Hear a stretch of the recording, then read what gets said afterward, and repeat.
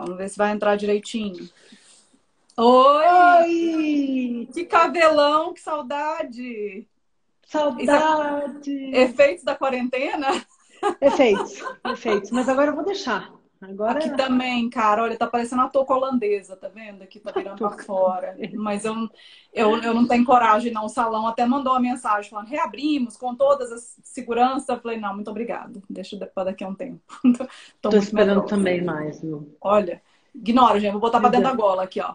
Então, tudo bem, querida? Aí, correria? Tudo.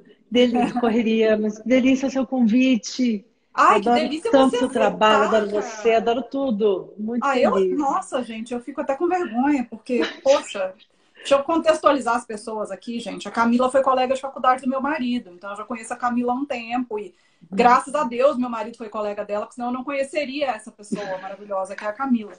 Mas, ai, Jesus! Eu fiz um roteirinho, viu, gente? Mas a Camila mesmo está sabendo que a ideia não é fazer uma entrevista, é fazer um bate-papo, mas tem algumas coisas que eu não queria perder de vista, porque enfim, tanta coisa pra Uhum, gente conversar. Mas vamos fazer o seguinte: uhum, eu te conheço, pessoas pode ser que não te conheçam tanto assim. Então se apresenta para as pessoas, uhum. por favor. Eu me apresento.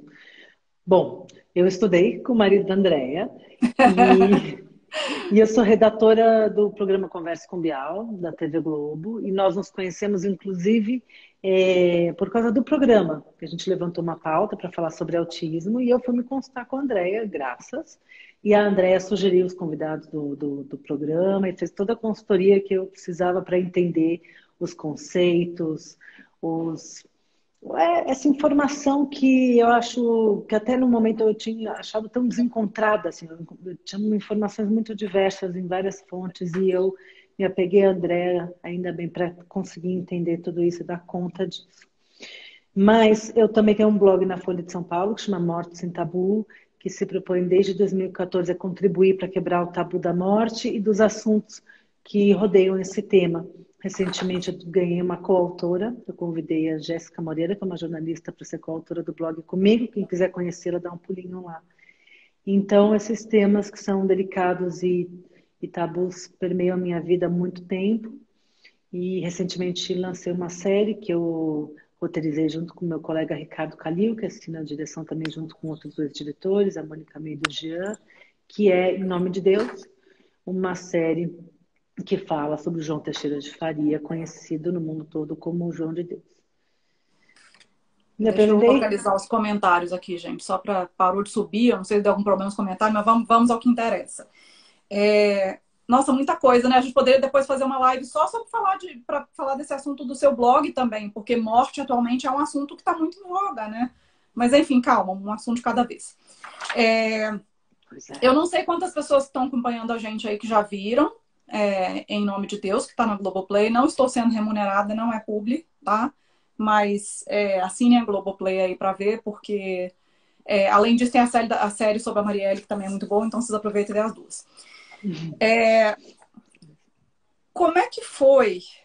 Bom, eu lembro que ano passado, foi ano passado ou já passou mais de um ano, gente, que teve o Conversa com Bial, que teve as denúncias. Já até me perdi. Dezembro de 2018. Dezembro de 2018. Ok. Para quem não estava acompanhando, explica mais ou menos um resumo da situação de como, no final das contas, você chegou nas mulheres que tinham sofrido abuso sexual lá. Como é que foi essa história? Essa história começou quando o Pedro Bial marcou uma entrevista com o João e o Pedro, durante a pesquisa dele para a entrevista, cancelou essa entrevista. Pelos motivos próprios dele, ele achou que ele não deveria ir até lá, né, porque a entrevista seria feita em Abadiânia para realizar essa entrevista.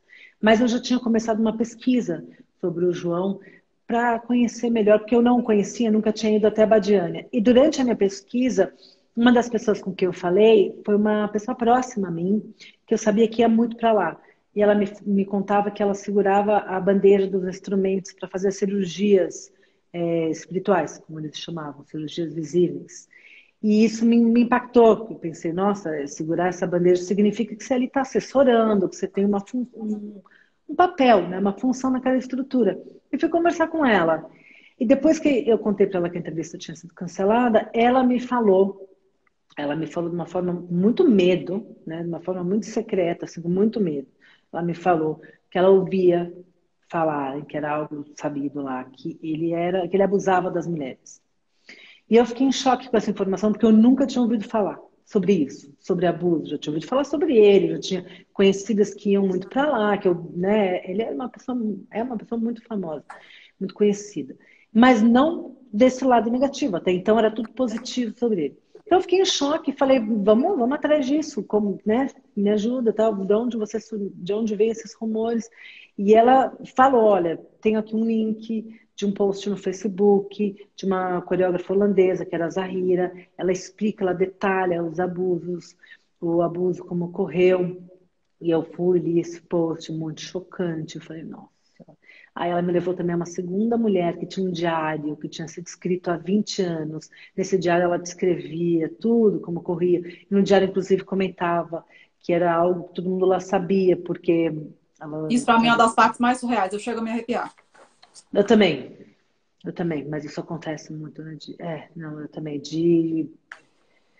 Hoje, sim, olhando, porque nessa denúncia de 2018, eu tinha ali 13 mulheres num período de 20 anos, né, que tinham sido abusadas, e nenhuma delas tinha tentado denunciar ele na justiça.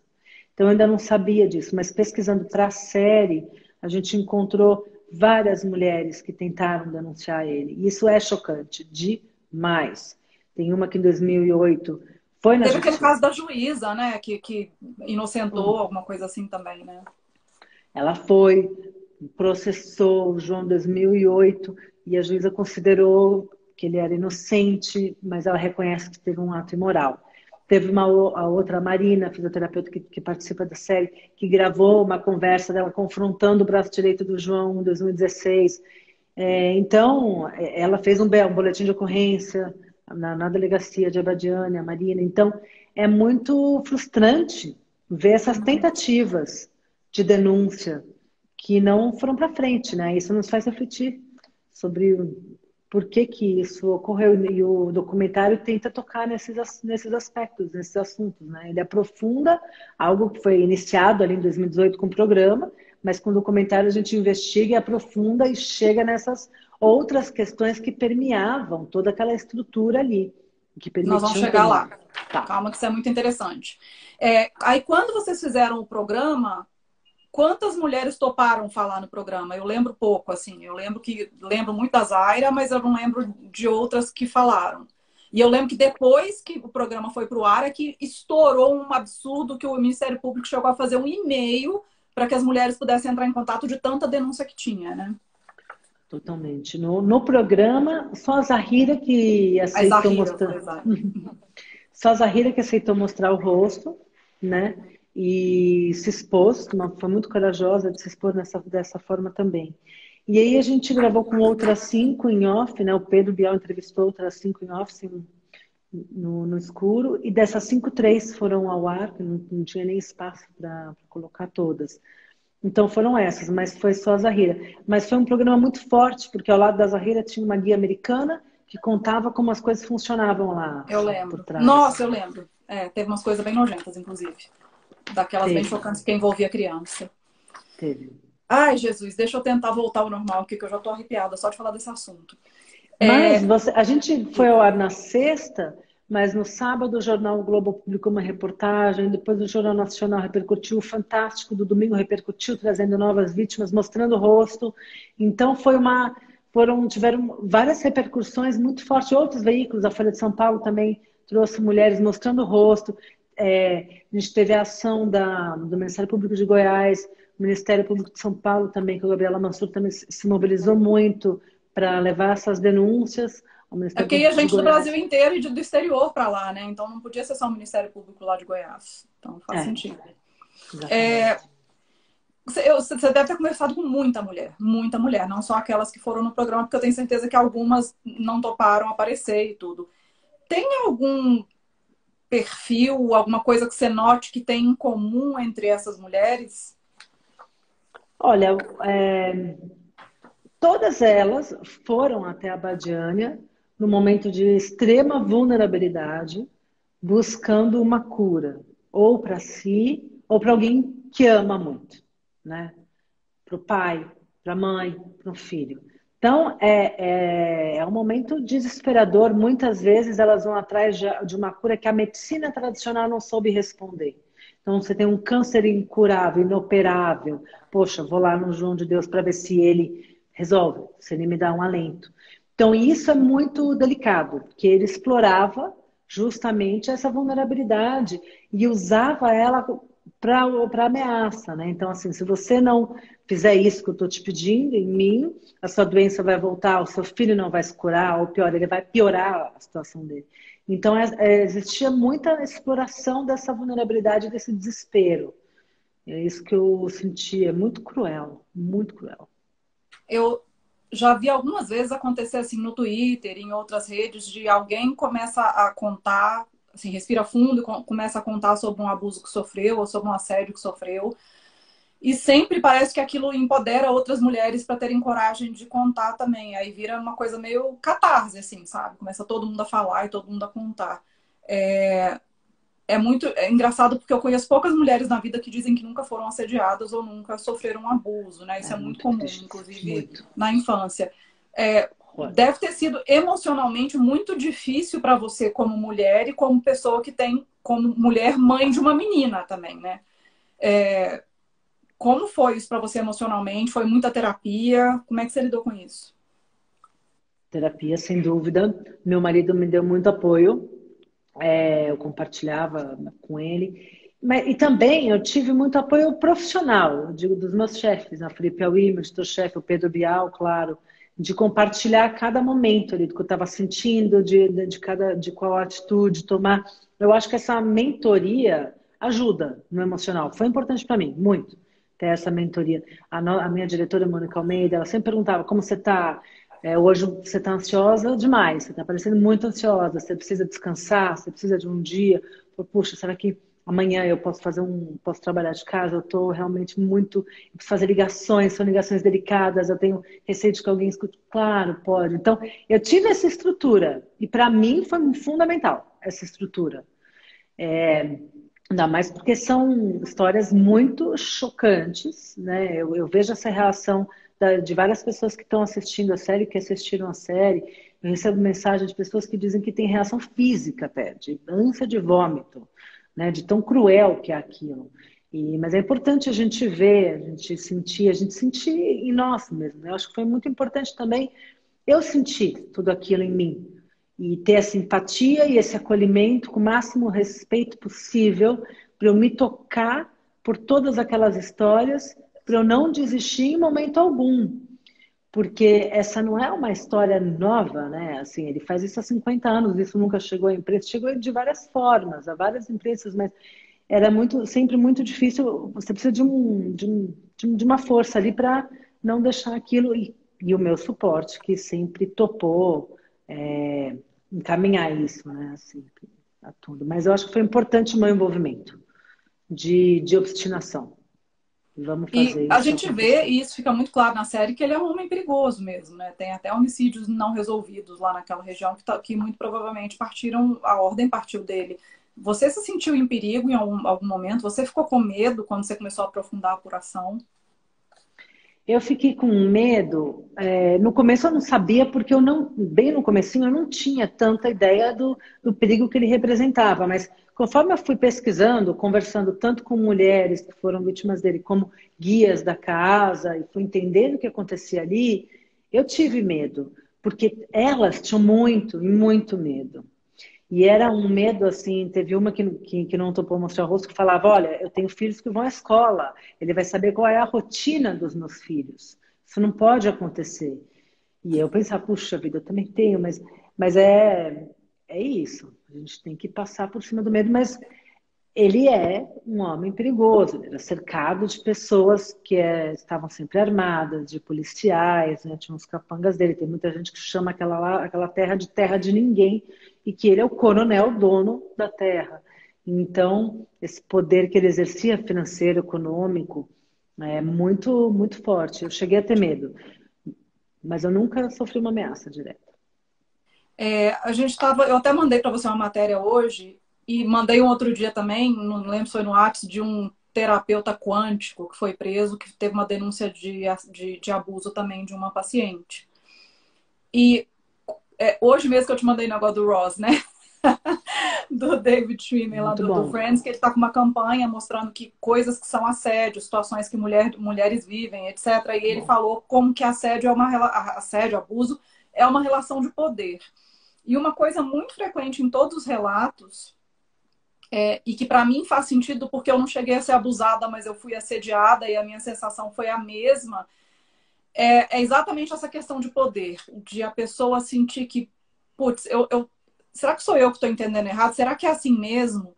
E eu é que estou vendo maldade? Será que não? Mas é que ele jamais faria um negócio desse se não tivesse algum sentido, se ele não soubesse o que ele está fazendo. Então a pessoa fica numa confusão mental absurda, um conflito mental muito absurdo, porque aquela pessoa que está assediando, que está abusando, tem uma relação de poder, né? E a relação de poder ali ia muito além dos abusos também. Era o poder que ele exercia naquela cidade, que era o poder financeiro, né? Aquela cidade rodava por causa daquele centro onde as pessoas iam, né? Desde as pousadas até os souvenirs e tudo, o turismo, a gente não sabe o quanto que a polícia estava envolvida, o quanto que o judiciário daquela região estava envolvido, mas isso fica muito claro. Então.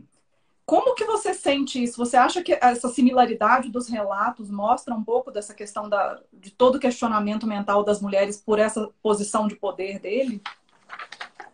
Acho. Acho isso aparece bastante na série, né? Foi muito natural. Assim, todas as mulheres trazem esse choque inicial. É tão fora daquilo que elas estavam esperando, imaginando, é surreal, que traz o questionamento, poxa, mas será que eu que estou vendo maldade? Né? Isso foi muito comum. Será que eu estou interpretando errado? E aí demorava um tempo até entender que aquilo era um abuso. Ou contando para alguém, como foi o caso da Marina, que percebeu que quando ela estava contando para uma colega na pousada o que aconteceu, a colega falou, não, mas espera aí, você tocar a genitália dele não tem nada a ver com o processo de cura. Aí, na hora que ela ouviu a outra reproduzindo essa frase, soou como um absurdo. Meu Deus, é verdade, não tem nada a ver. Eu passei por um abuso. Mas ali na hora, ele vai manipulando, existe uma manipulação muito forte. É uma manipulação do contexto. Você tem um espaço, tá todo mundo de branco, exercendo uma função, numa estrutura.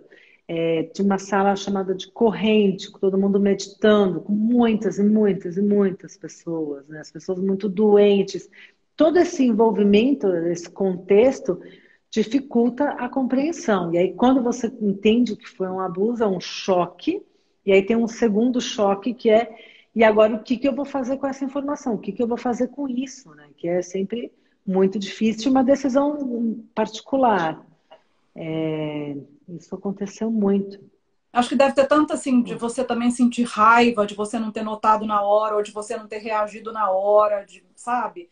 Eu acho que Tem. deve vir muita coisa misturada, né? Ao mesmo tempo, a gente, como mulher, vem culpa de, ai meu Deus, será que eu dei a entender alguma coisa? Será que. Enfim, não é mole, né? Mas o que eu tinha até colocado aqui no final para perguntar e eu acabei esquecendo quando a gente pensa em tantas estruturas de poder com essa pessoa, que no final das contas ele era meio que um mafioso mesmo, né? Ele dominava aquela cidade, inclusive na base da força mesmo. O que será? O que você acha que foi o estopim do negócio para a gente poder derrubar essa estrutura de poder e finalmente esse homem ser punido por alguma coisa? A união das mulheres, né? Esse levante, assim, o número, eu acho que foi muito importante. Você ter as mulheres, que é algo que é um símbolo muito forte da série, que é as mulheres em volta se dando as mãos e compartilhando uma com a outra. Essa força do compartilhado, dar a mão, falar a gente está junto, né? Tem essa hashtag Tamo Junto, ela é poderosa, assim. Ela é muito forte. E eu acho que é esse movimento da união que fez com que ele fosse questionado. E aí, a partir do momento que ele começa a ser questionado, né, que o mito vai perdendo a força, outras coisas começam a ser questionadas. Mas cada questionamento teve o seu tempo. O primeiro foi, quando a gente fez o programa, foi, tá, ele abusa das mulheres. As pessoas começaram a entender isso. Ainda assim, colocava. Ele abusa, mas ele cura muita gente. Eu ainda Isso me ouvi essa incomodou muito. frase. Começa a relativizar porque, mas ele fez o bem para muitas pessoas, né? É. E até teve algumas mulheres até não comentam que não chegaram a denunciar na hora porque achavam que ele curava realmente muita gente, que aquilo só tinha acontecido com elas e poderia ser um egoísmo delas denunciar e privar o mundo desse grande curandeiro e tal, que era o que elas achavam na época. Então, E o e isso medo da se falou retaliação muito, né? espiritual, né, Camila? Aquilo me matou também. As mulheres ficavam com medo de ele mandar espírito fazer qualquer coisa assim. Eu fico pensando, se existia um Deus, né, ele seria muito injusto de fazer uma coisa dessas, né? Não pode ser um Deus bom, um Deus que permite que um cara abuse e depois ainda por cima mande espíritos para fazer mal para as pessoas. Mas, de novo, é o que você falou lá no início, pessoas extremamente vulneráveis, fragilizadas, que saem de lá mais fragilizadas ainda por causa do que aconteceu, porque, gente, isso devasta a vida de uma mulher. A gente não consegue se livrar da culpa, de tantos pensamentos difíceis. Isso vai a anos de terapia aí, né? Sim. Então, é medo atrás de medo, né? Essa retaliação espiritual é algo muito marcante, porque ele se dizia que a cura começava quando você tomava a decisão de ir. Então, assim, tomei a decisão de ir, aluguei a pousada, que hoje a gente sabe que ele recebia uma porcentagem. Comprei a passagem, provavelmente também, dependendo da guia, ele recebia uma porcentagem, e decidi ir. Na decisão de ir, ele já começava a trabalhar pelos espíritos na sua cura. Teve, por exemplo, muita gente me trouxe relato de cura à distância. Ah, ele falou para deixar um copo do lado da minha cama no Rio de Janeiro, deixei, e aí ele ia mandar a cura para o copo do lado da minha cama e acordei curada. Era um depoimento de cura. Acordei curada. Então, veja bem, se ele é uma pessoa que tem um poder de ir até a sua cidade e levar uma cura num copo d'água, se você está fazendo algo contra ele, você está denunciando, falando mal dele, ele poderia fazer exatamente a mesma coisa na água para te fazer um mal, para te trazer uma doença. Então, essa crença era muito, muito real entre as mulheres, entre muitas pessoas, né? E muito difícil de lidar. Como é que você vai argumentar ou contra-argumentar contra essa retaliação espiritual? Por isso que é tão delicado esse tema, né? Tem algumas pessoas entrando aqui comentando que tiveram em Abadiânia. Tem até a Drica falando aqui, É. quando fui a primeira vez em Abadiânia, em 2014, eu estava tão mal que achei que tudo poderia me ajudar. Hoje eu vejo que a minha fé que me ajudou um pouco. Tá, É, é a uma gente tá chegando vulnerabilidade naquele... extrema.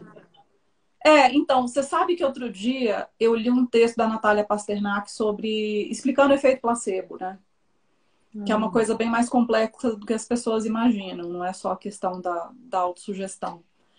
Mas Hum. o difícil quando a gente fala de cura milagrosa é que uma coisa é falar do MMS, né? Que acho que você viu eu postando a respeito disso, do alvejante lá, que eles falam que cura autismo, cura câncer, agora cura Covid também. Meu E Deus. outra coisa são curas que de alguma forma têm uma relação com religião. Ou com a religião cristã, então tem a gente que é mãe de criança com deficiência escuta isso direto. Ah, e tem a fé que Deus vai curar o seu filho. Ou com religiões espíritas e etc e tal. Eu até tinha colocado uma questão no roteiro, né? O que que leva as pessoas a acreditarem em curas milagrosas? É só o desespero? É um pouco de desconhecimento científico? É a mistura da religião com isso tudo? Como é que você vê isso? Assim, opinando mesmo, né? Que obviamente aqui é Camila falando e não nenhuma. Você não é uma cientista. Não, não sou uma cientista, mas a minha opinião sobre isso é que existem muitos. A medicina, ela é fundamental, mas ela não responde todas as perguntas, né? E muitas vezes, dentro da ciência, você vê perguntas que são respostas que são opostas, né? Você vai pesquisar um tema, não existe muitos deles existem um consenso absoluto científico, outros não. Então, acho que muitas pessoas se sentem perdidas ali no que acreditar e no que não acreditar. E vários exploradores se aproveitam disso, dessa vulnerabilidade e dessa suposta falta de consenso em diversos temas. Eu acho que é isso. Eu acho que é muito difícil aceitar um diagnóstico determinante, assim, de uma doença incurável, por exemplo, também é muito dolorido. Você falou do efeito placebo. E eu me interesso muito sobre esse efeito, né, do texto. Eu acho fundamental a gente entender, né, falar em fé, por exemplo. Né, eu vi até um comentário falando que foi minha fé que me ajudou. Eu acho bonito ter fé, acreditar e ter fé e ter, porque para mim fé é uma postura, sabe? Mais do que acreditar em algo metafísico, para mim fé é uma postura. E essa postura muda tudo. A forma como você pensa, a forma como você age, as atitudes que você toma. Então a fé, entendida como postura, pode mudar tudo. Eu acho uma discussão muito importante e pouco levada adiante, né? Você vê isso, você vê as pessoas discutindo abertamente esse efeito, assim, o efeito placebo, o efeito da fé em tratamentos. Como é que você vê isso? Eu li um comentário aqui da Mônica, a Mônica é minha amiga, inclusive, que ela conheceu uma manicure que achava que as mulheres que denunciavam estavam sendo compradas, porque ela já tinha ido para a Badiânia e falou que tudo era feito atrás de um vidro, que todo mundo via tudo. Não tem como a gente falar desse caso em particular sem a gente falar de machismo estrutural, né? Boa. O que leva as mulheres a terem tanto medo de denunciar, a ter tanto medo de falar? Né? Eu ficava pensando assim, eu não sei qual caso te devastou mais.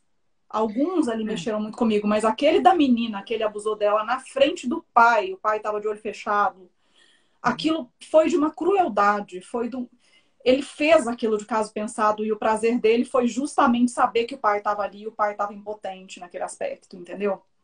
Tinha um nível de perversidade muito alto. Então, quando a mulher vem, né, para falar o que aconteceu, ela já sabe que tipo de questionamento que vai vir. Né? E Sem muitas dúvida. vezes ela mesma se adianta aqueles questionamentos. Igual que eu te falei que eu não cheguei a ser abusada, mas eu sofri um assédio bem ruim de um terapeuta que eu fazia terapia. E quando finalmente a ficha me caiu, eu me senti a pior pessoa do mundo e eu cheguei a me questionar, será que eu não usei alguma roupa que deu a entender? Então, assim, eu sei totalmente mais ou menos o que passa na cabeça, sabe? E, e aí? O envolvimento do machismo nisso tudo? A Zahira, né, que em 2018 foi a primeira, mostrou o rosto no nosso programa, ela sofreu muito com isso. Ela recebeu Teve ataques, né, na mensagens. internet, tudo, falando coisa dela. Não, ela recebeu mensagens horrorosas, horrorosas, muito machistas e de extrema vulgaridade. O advogado do João, na época, fez uma coletiva de imprensa dizendo que ela tinha um passado de extorsão e que ela era prostituta, que não é verdade. Então, E mesmo que ela começou. fosse, né, prostituta também pode ser estuprada, também existe sexo sem consentimento com prostituta. Mas Né? passado de extorsão, não, né? Isso não tem nada a ver. E não era verdade, a questão é que não era verdade. Então, eu acho que essa estratégia de você desqualificar e descredibilizar a vítima, ela é muito antiga e ela deu certo. Deu certo. Tanto Vem deu dando certo. certo que muitas mulheres não denunciavam e não denunciaram por causa disso. Ela falou, por que que eu vou sair daqui, vou falar publicamente sobre uma pessoa poderosa, falar sobre algo íntimo que vai me trazer dor e sofrimento, porque falar disso é revivenciar um trauma, né? Para quê? Então, eu acho que as pessoas realmente acabavam internalizando isso. Mas na série, as mulheres que se levantaram e que mostraram o rosto, nenhuma recebeu uma mensagem negativa. Elas não foram questionadas e elas não receberam uma mensagem. Foram todas positivas. Então, eu acho que isso diz muito. Eu acho que diz muito. As Nossa, vou pessoas sair até mais feliz perceberam. de ouvir Elas isso. não receberam. Não receberam. E elas mesmas se questionavam também. O que que eu fiz de errado? Eu dei a entender? Eu estou com a roupa errada, Por né? que que eu não Então, reagi, né? Aquela por que coisa, que por eu que não que eu fiz? reagi? Por que que eu não reagi? Exatamente. E eu acho que esse é um exemplo muito bonito que a série pode trazer, de um exemplo de mulheres que se levantaram, que contaram e que foram bem recebidas. Elas estão sendo vistas como heroínas, como mulheres corajosas, fortes, modelos a serem seguidos.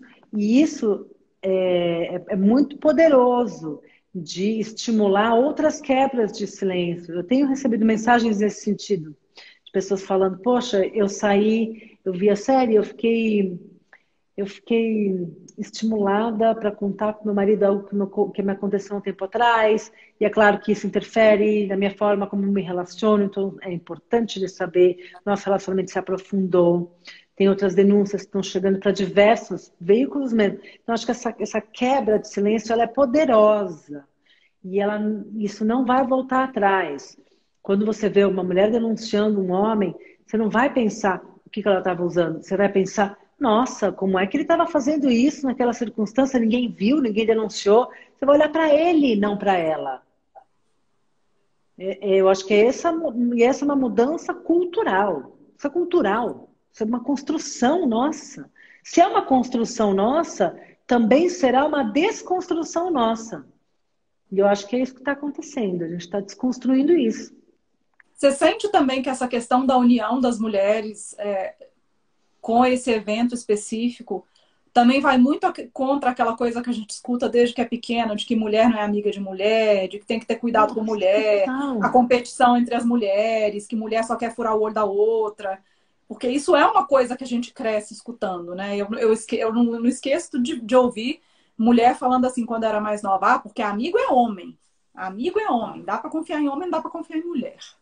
Eu já ouvi muito falar isso, e ainda é um pensamento focado totalmente no homem, né? Por que as mulheres furariam o olho uma da outra? Para conseguir algo, um homem, alguma coisa. Então é um horror, um horror. E é muito interessante, você estava falando do machismo, e na série você tem tanto uma pessoa da cidade lá do João, um homem, que diz. Nossa! Eu lembro, já até sei de quem você vai falar. São vários, né, que falam tem várias frases que representam um machismo desse Brasil profundo mesmo, que precisa ser combatido. E ele é chocante. E tem um que fala assim, poxa vida, 300 mulheres denunciando, não é possível. E o outro diz, poxa vida, 300 mulheres denunciando é possível. Então tem essas. É que eu lembrei agora de uma vez que eu estava conversando com meu primo, e ele falou assim, eu estava conversando com um pescador, e ele disse que quem vai tirar a virgindade da filha dele é ele. Meu primo me contou isso. Faz pouco tempo. E eu fiquei chocada. Eu falei, como assim? Ele falou que quem vai tirar a virgindade da filha dele é ele. Que filha dele A quem gente tira é escutava ele. isso nos anos 80, interiorzão, né? Confins do Brasilzão, mas tipo, hoje em É dia... isso. É isso. Eu acho que esse pensamento, ele é completamente surreal, mas ele ainda existe em algumas partes, sabe? E é bem no profundo mesmo. Que o João trazia. Ele abusou da própria filha, que foi desacreditada o tempo todo. A primeira vez que ele abusou dela, ela tinha 10 anos, né? E as pessoas falam, não, ela inventou isso. Eu falei, então a filha dele falou assim, olha, isso muito antes do programa ir ao ar, ela abusou, né? Que a gente hoje sabe que ela tentou abusar antes, mas o jornalista na época, isso está na série também, não se sentiu seguro, ele ficou com medo, ele foi de ameaça para ele, para a família dele, não colocou no ar, mas ela já tinha denunciado antes do programa ir ao ar. Uma filha vai chegar e falar assim, então, meu pai me estupra desde os 10 anos de idade. Por quê? Para extorquir dinheiro do próprio pai, né? Ela é uma já é herdeira do herdeira pai? dele, né? Já é herdeira dele. Então as pessoas falam, não, ela queria dinheiro do pai. Sim, queria dinheiro do pai. Então deixa eu inventar uma história em que meu pai me estupra desde os 10 anos para pegar dinheiro dele. Então, né? É surreal. Você sabe que ainda tem coisas que acontecem no Brasil que são surreais. Você falou isso agora, eu assustei, porque fazia muito tempo que eu não ouvia isso. E eu tava lembrando que eu comecei a ver Tieta esses dias.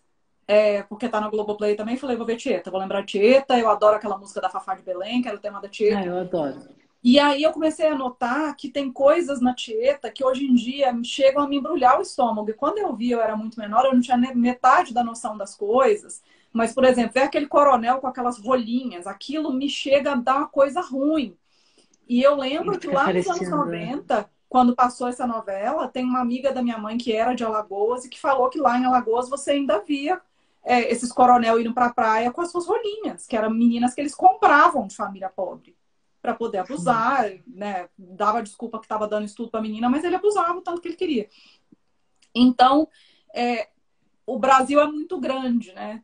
E ainda tem coisas culturais muito complicadas que a gente não consegue chegar. Tem lugares que a gente não consegue chegar ainda, que informação, que mudança cultural, assim, é coisa que leva muitos anos, né? Então, tem coisas que quando vem à tona a gente fica super chocado, mas de fato é tanta coisa que precisa ser trabalhada com relação ao machismo, porque essa coisa da mulher ser vista como propriedade, e no caso da rolinha é muito claro, né? Porque o cara compra a menina, mas também tem a ver com o João de Deus, por exemplo, com a filha dele, que ele abusou. Provavelmente ele via como propriedade dele. Provavelmente ele via que, sei lá, Que ele é achava que tudo, todas as tudo e mulheres todo que iam ali mundo. deviam alguma coisa para ele, Ah, sem né? dúvida, sem dúvida. Então, Achava que tudo tem a tudo. ver com essa questão. E é muito triste porque hoje teve um caso clássico. Vazou um nude aí de um famoso. Então, o Twitter estava em polvorosa que vazou o nude do famoso.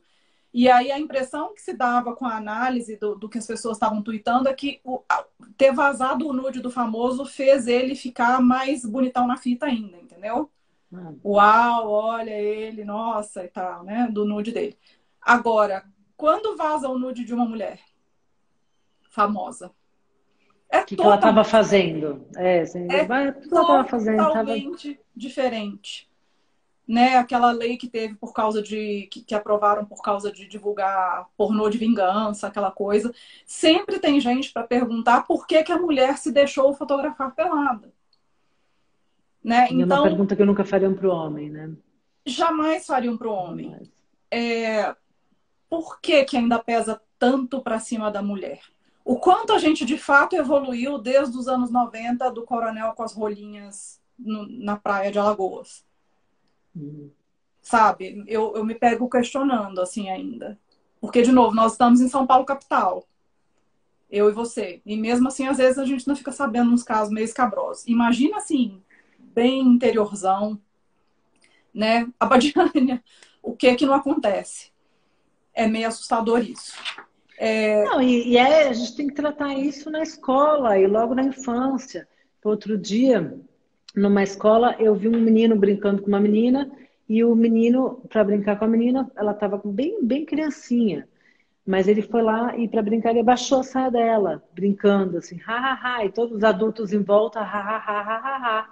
Você fala, poxa, é o caso de você puxar esse menino e falar, olha, abaixar a calça, abaixar a saia de uma menina não é engraçado, é invadir o espaço, é falta de respeito. Ela não é sua propriedade para você poder abaixar a saia dela, né? Então começa aí já, e talvez ele estivesse reproduzindo algo que viu dos pais fazerem, mas é, é muito complexo e a gente tem que começar a trabalhar isso na infância com os nossos filhos e entender que certas atitudes e frases e pensamentos não são piada.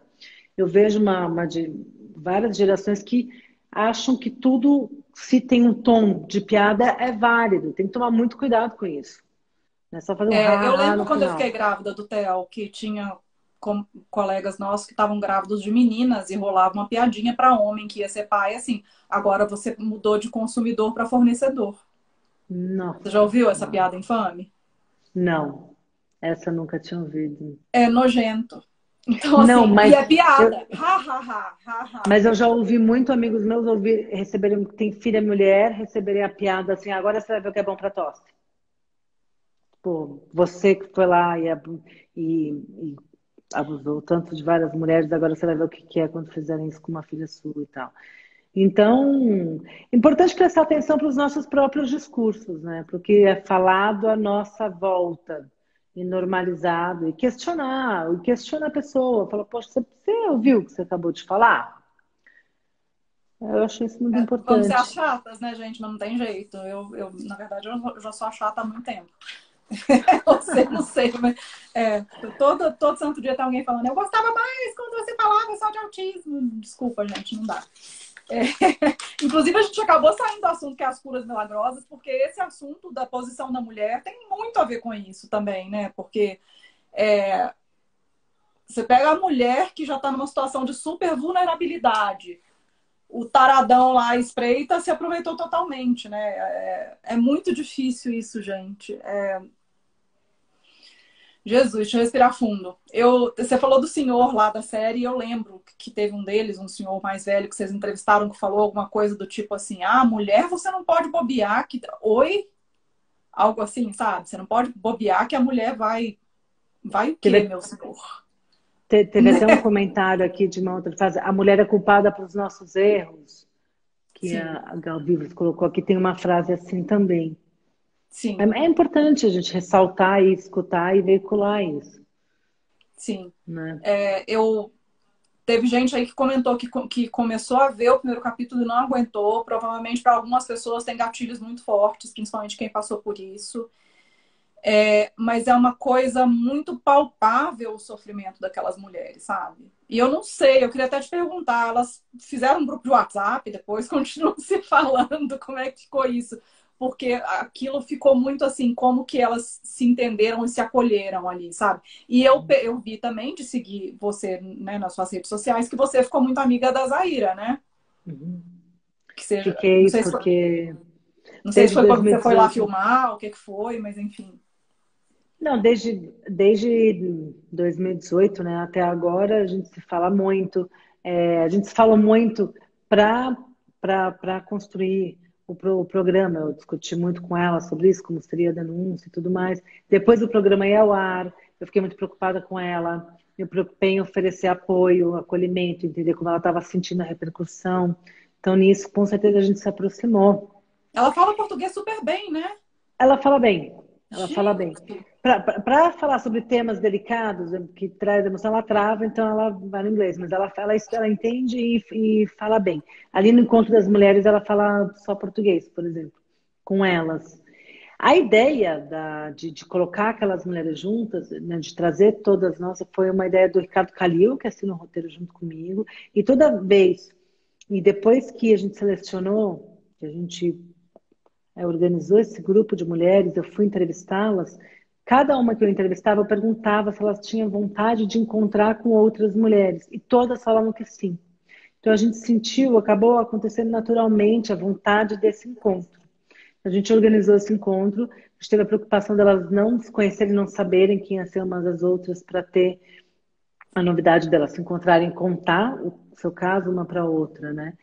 E eu diria que esse encontro, esse compartilhamento, né? Você falou em gatilho, nessas dificuldades, em ser muito forte, mas eu diria que para mim, para a gente, para nós, foi um momento muito mais bonito do que triste.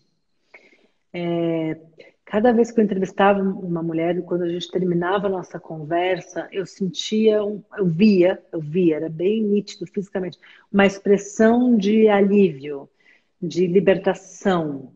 Porque o difícil não é você compartilhar, falar, o difícil é você ser impedida disso. É você viver numa prisão. Isso é muito, muito difícil. O compartilhar, ele tem todos os seus desafios, mas ele pode ser uma libertação. E eu via isso, na expressão de cada uma delas, uma libertação. E na série isso acontece, né? No final dela, existe, você vê uma beleza surgindo dali. Isso emociona, e isso é muito bonito. E me emociona até hoje, assim, de lembrar daquele momento. A gente tem um grupo de WhatsApp e, e elas estão muito felizes com o resultado e com a repercussão, o que para mim é assim, o que faz tudo valer a pena, né? Porque eu tinha essa preocupação. Claro, como é que seria para elas? Como é que elas seriam recebidas? Como é que essas histórias seriam recebidas e acolhidas? E eu estou vendo uma repercussão positiva de que as histórias são recebidas de uma forma até produtiva mesmo, de reverberar coisas bonitas e positivas disso. Então, a gente tem histórias tristes, mas que existe essa transformação do lugar da dor. Eu sinto e eu vi isso. E isso me traz muito conforto. você que fala E muito você fala de morte no seu blog, você vê um processo de luto no meio disso tudo, assim, de quando acontece a situação do abuso, tem a dificuldade de aceitação mesmo de que aquilo aconteceu e tudo, até que acontece a aceitação. Você acha que tem uma similaridade no processo? Tem um luto aí? eu acho que talvez o luto, né, maior delas possa ter sido uma desconstrução de alguém que elas admiravam. Porque elas foram até lá buscar uma ajuda, e muitas vezes ele falava: você é médium, você tem o poder de ajudar os outros, que eram coisas importantes para elas. Elas adorariam ajudar os outros, se sentirem nesse lugar, né? Então, acho que tem essa desconstrução, ela causa um luto muito grande, porque durante o abuso, primeiro não quando eram muito novos, né, assim, com 10, 11 anos, mas o primeiro movimento dele era enaltecer a mulher. Então falava: você é médium, você é muito capaz, eu vou te pagar uma faculdade, eu vou te tratar aqui como médium, seu filho vai se curar, sua mãe vai se curar. Então é primeiro dar uma grande esperança e enaltecer. E aí, quando a pessoa está com aquela esperança, né, enaltecida, ele usava para acabar se aproveitando dessa vulnerabilidade. Então, acho que pode acontecer esse luto de desconstrução, de desacreditar no que aconteceu, né? De falar assim: puxa vida, mas que eu achava que era perto de Deus, que era um João de Deus, faz isso comigo? O que os réis mortais não fariam, né? E também o luto da fé, eu vi muito. Isso é sempre um depoimento que me causa muita tristeza. De várias mulheres falarem assim: olha, eu perdi a fé. Nunca mais eu vou acreditar em líder espiritual, em cura, em tratamentos. Então, assim, eu perdi a fé, a crença, né? Crença. Acreditar. Isso é muito triste, porque acreditar nas coisas e em pessoas mesmo nos faz mobilizar. É tão importante a gente acreditar. Isso é muito triste. Então é um luto da fé, da crença, um luto do crédito. É muito, muito triste. E eu espero que elas reconstruam isso. Teve Todo uma coração. pessoa comentou aqui que realmente foi um dos casos que essa hora eu chorei mesmo, que foi de uma das mulheres que falou que entrou numa negação, que saiu de lá como se nada tivesse acontecido, pois foi a única forma que ela conseguiu sobreviver àquilo, é tipo enterrar na cabeça e fingir que não aconteceu. Isso é uma A, reação a a, trauma mesmo, né? a Uma reação Débora muito fala, foi uma forma de sobreviver, ela fala, né? Porque o marido dela estava em coma, ela estava um filho pequeno, imagina, ela estava numa situação de vulnerabilidade total, de desespero. Então ela falou: poxa vida, se ela fosse entender aquilo como abuso naquele momento, encarar como um abuso, ele, acima de tudo, ela não acha que ela daria conta. Porque a estratégia de sobrevivência dela naquele momento foi de diminuir, de minimizar. É muito interessante. É um depoimento muito, muito sincero, muito forte, muito verdadeiro e, e bonito por isso. Ai, Jesus. Eu li em algum lugar que apareceram mais denúncias depois da série, né? Porque depois do programa do Conversa com Bial apareceu aquele tanto, e agora tem aparecido mais. Vou só complementar uma coisa no caso da Débora. Quando eu estava colhendo o depoimento da Débora, né, entrevistando ela, chegou uma hora que eu achei que eu não ia conseguir terminar. Eu realmente segurei. Deu um eco, mas agora passou. Eu realmente me segurei. Teve uma hora que eu achei que eu ia começar a chorar, ia soluçar tanto que eu tive que me centrar para completar. Assim. É muito, muito chocante, muito impactante o que aconteceu e o que ele foi capaz de fazer, né? Eu queria complementar isso. E aí você perguntou? Se teve mais denúncias depois da série, porque depois do Conversa com Sim, Bial é que foi aquele tanto e continua sim. aparecendo. Depois o Ministério Público usa o número de 350, né, depoimentos oficiais. Jesus. Ainda tem uns 10 processos para sair, é muita coisa, assim, muita coisa. Ainda tem muitos e muitos anos de cadeia pela frente, mas hoje ele está em prisão domiciliar, né? Como a gente Teve viu que outras você... denúncias de outros gurus espirituais, não teve, Camila? Teve dele, que outras pessoas procuraram, outras mulheres procuraram a MP de Goiás, e de outros gurus também. Eu vejo que isso está acontecendo e se mobilizando de diversas formas. Vamos ver o que vai sair por aí. Assim. Eu sinto que pode ter essa conscientização, né? E são profissões que têm muito acesso à vulnerabilidade. Gurus, médicos também, muito acesso. Médicos, terapeutas, isso tudo, né? Sim. Médicos também. Gente, ser mulher não é fácil, não. Jesus. É por isso que a gente tem que se fortalecer, e é o que você falou, né? Através dessas histórias, por mais que seja difícil, a gente se fortalece para ver que essas pessoas conseguiram sair, conseguiram falar, conseguiram ver a punição. É que é uma pena você saber que o homem está em prisão domiciliar agora, né, gente? Que ninguém merece, por causa da Covid. Mas a gente espera que ele volte para a cadeia, para que ele cumpra a pena dele, que não vai ser pequena, porque está vindo mais condenação, né? Ele ainda vai ser julgado por outros casos também. Mas a gente se fortalece vendo que não ficou impune, né? De certa forma. Um caso que me marcou muito também, há uns anos atrás, foi o caso do Abdelmaci, que Nossa. estuprou mais de 50 pacientes também. Médicos, sim, né? Sim. E acabou conseguindo também prisão domiciliar por causa de tá idoso, essas coisas. E isso é muito injusto quando a gente pensa no sofrimento que ele fez tantas aquelas mulheres passarem, porque as histórias também são pavorosas, né?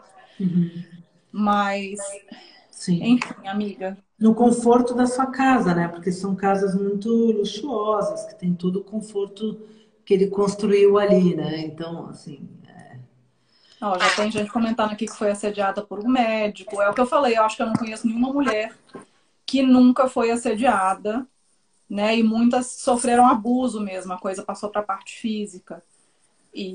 Mas a sensação é muito parecida e os relatos são muito parecidos, porque sempre quem faz isso está numa posição de poder, então sempre você sente que você que está errada, que você que deu a entender alguma coisa, que você é que não entendeu alguma coisa, a gente já, mulher está errada desde pequena, né? Então a gente é muito ensinada a obedecer, a não questionar. E a gente tem que ensinar as meninas o contrário, né? As meninas têm que ser questionadoras desde cedo. Você sabe que tem umas coisas que eu andei lendo sobre criação mais recentes. A gente daqui a pouco o Instagram corta nós quando fizer uma hora de live, mas a gente ainda tem mais uns 5 minutinhos. Coisas assim que a gente não tinha nem noção há uns anos atrás, que é, por exemplo, o básico do consentimento para crianças pequenas. Não forçar o seu filho a beijar e abraçar parente. Vai lá, filho, dá um beijo, mãe, eu não quero. Vai lá, vai dar um beijo no vô. Não. Ele tem que entender que se ele não tá afim, ele não tem que dar um beijo em ninguém. Ele não tem que abraçar ninguém. Não tem. Né? A gente não sabia dessas coisas de criação. Assim, graças a Deus as coisas vêm progredindo, inclusive pedagogia e etc., para a gente aprender que a criança tem que saber sobre consentimento desde pequena. E coisas básicas, assim. Uma vez eu vi uma psicóloga falando, na hora que a criança te pede para parar com as cócegas, você para imediatamente. Ela tem que entender que se ela não quer mais, a brincadeira tem que parar, principalmente porque é no corpo dela, entendeu? É muito importante isso que você está falando. Muito. Então, assim, mas são coisas que a gente não tinha noção, a gente não tem essa noção. Eu fui criada desde pequena para obedecer, o adulto é que tem razão, o adulto é que está certo, e isso deixa a gente muito vulnerável, né? Deixa as crianças muito vulneráveis. Muito vulneráveis. E uma coisa que você falou sobre a gente está sempre aprendendo a ficar quieto, né, culturalmente e tal, obedecer. A Zahira fala muito isso. Ela diz, às vezes a gente precisa também resgatar a nossa raiva, a nossa braveza, porque as meninas sempre são boas moças. O que é ser boa moça? É ser educada, E olha que ela é falar holandesa, assim. né? Então... Você não pode gritar, não pode falar. E algumas mulheres que saíam gritando e denunciando o João lá eram tidas como histéricas. Então, ainda no machismo, ainda tem essa figura da mulher histérica, que a mulher que vai lá e aponta e diz: Você me abusou. Essa mulher está fora do controle, vamos medicar ela. Então, isso é muito grave. A gente também resgatar a nossa braveza, a nossa indignidade. A gente tem que ficar indignadas. Essa energia é importantíssima para mudar as coisas. Inclusive, há muitos anos atrás, eles internavam em hospícios, né? Mulheres que eram rebeldes e respondiam aos outros, que eram tidas como histéricas. O Holocausto Brasileiro lá de Barbacena fala muito isso no livro também. Então, vamos trabalhar. E quando a gente fala de importância de educação sexual, é para isso também. Obviamente que tem gente que distorce as coisas, mas educação sexual para crianças não é ensinar a criança a fazer sexo. É ensinar a criança que tem parte do corpo dela que ninguém pode botar a mão. É o que pode, o que não pode, que tipo de carinho que é permitido, que tipo que não é. Né? A gente precisa falar nesses assuntos que são chatos e que hoje em dia tudo vira muito politizado e as pessoas torcem as coisas, mas isso é proteção. Né? Se a gente tivesse tido esse tipo de criação lá atrás, muito provavelmente a gente não teria passado por certas situações, ou a gente conseguiria sair daquele limbo de mas será aqui, será aqui? A gente conseguiria reagir mais rápido, né? Então, enfim, gente, a mudança tem que E vir de com nós também. normalidade ao mesmo tempo. Porque outro dia eu vi a filha de uma amiga, a minha amiga falou assim, eu fui ajudar ela a se limpar, e ela é bem pequititica, 3, 4 anos, falou, não, mãe, aqui você não pode tocar. Ela reproduziu que ela escutou alguém falando isso. Então, ela internalizou que... Mas também já internalizou que era uma coisa muito errada, muito perigosa. Então, a gente tem que tomar esse cuidado de ter o equilíbrio, né? De não Sim. levar como um trauma, mas como um aprendizado dos limites, né?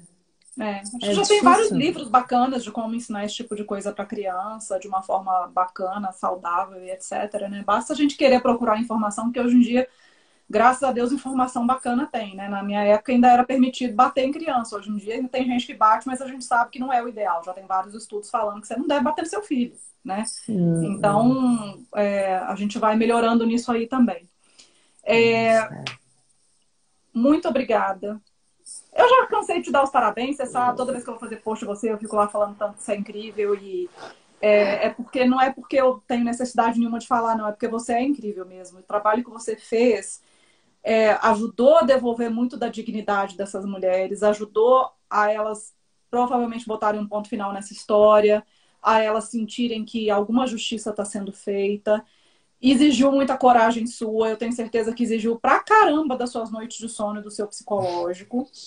Então, cara, que orgulho de você e que vontade de dar um abraço nesse momento. Pena Eu que a gente tá com também. Covid e eu não quero chorar, mas assim, cara, foi foda. Como você é incrível, de verdade. A gente morre de orgulho de você, cara. Tô muito sensível hoje, Eu gente. também. André, eu Sim. adoro você. Desde a primeira vez que a gente se encontrou, eu admiro como você transformou toda essa informação que existe hoje, né? Essa dificuldade de ter acesso à informação no...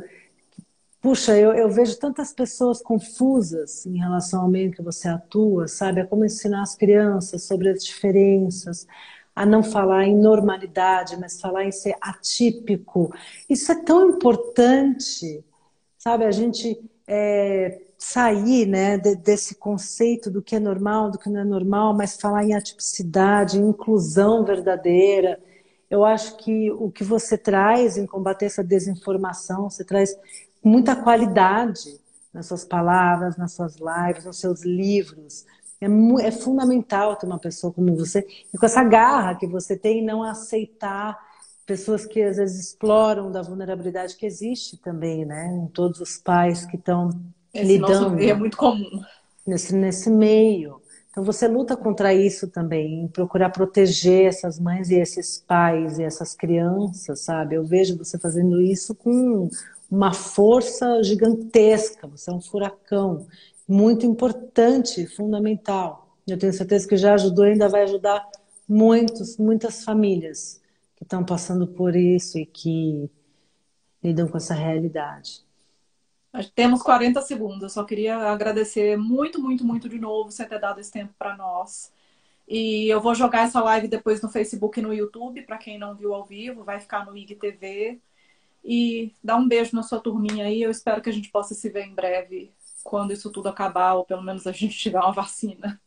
Também. Tá bom, querida? Tá bom. Um beijo. Beijo todo mundo. Tchau, querida. Beijo.